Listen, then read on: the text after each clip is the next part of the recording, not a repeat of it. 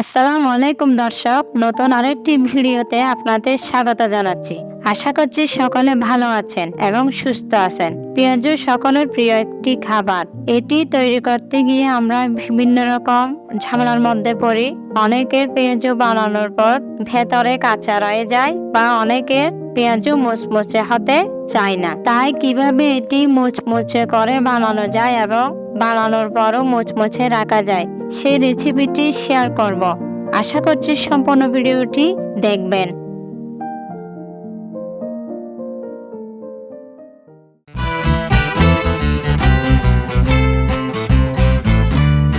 সবার প্রথমে আমি একটি পাত্রে 2 কাপ খেসারি নিয়ে নিয়েছি। এখন হাফ কাপ চাল দিয়ে ভালো করে মিশিয়ে নিচ্ছি।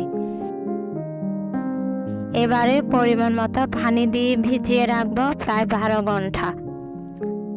আমি হাত দিয়ে কষলিয়ে এগুলোকে 3-4 বার করে পানি পরিবর্তন করে ধুয়ে নিব।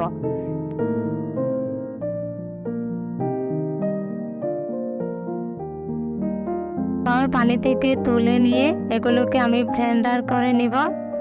যাদের ব্লেন্ডার আছে তারা ব্লেন্ডার করে নেবেন, নইলে শিলপাটা বেটে নেবেন।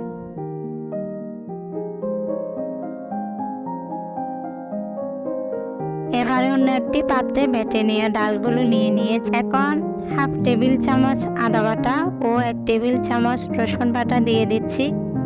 এরপর 1 কাপ পেঁয়াজ কুচি ও কাঁচামরিচ কুচি দিয়ে দিলাম।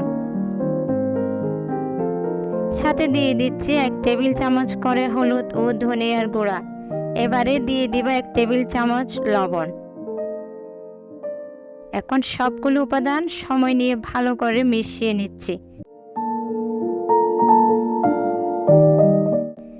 দেখুন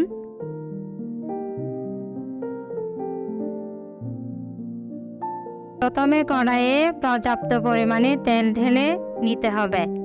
তেলগুলো ভালো করে গরম হওয়ার জন্য কিছুক্ষণ অপেক্ষা করব। তেল গরম হয়ে আসলে এবারে হাত দিয়ে আলতো করে চেপে পেঁয়াজগুলো এক এক করে দিয়ে দিব।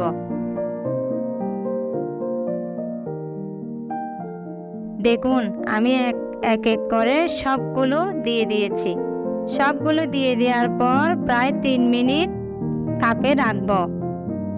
এরপর এপাশ ওপাশ করে উল্টিয়ে দিয়ে ভালো করে সময় নিয়ে ভেজে নিতে হবে। যতক্ষণ না বাদামি কিংবা গাঢ় লাল রং আসছে না ততক্ষণ ভাজতে থাকবো। এরকম কালার আসা মানে পেঁয়াজ হয়ে গিয়েছে। এবারে নামিয়ে নিয়ে পরিবেশন করব। আশা করব অত্যন্ত সুস্বাদু ক্রিস্পি এই পেঁয়াজ বানানোর রেসিপি আপনাদের ভালো লেগেছে। আজ এই পর্যন্ত। আল্লাহ হাফেজ।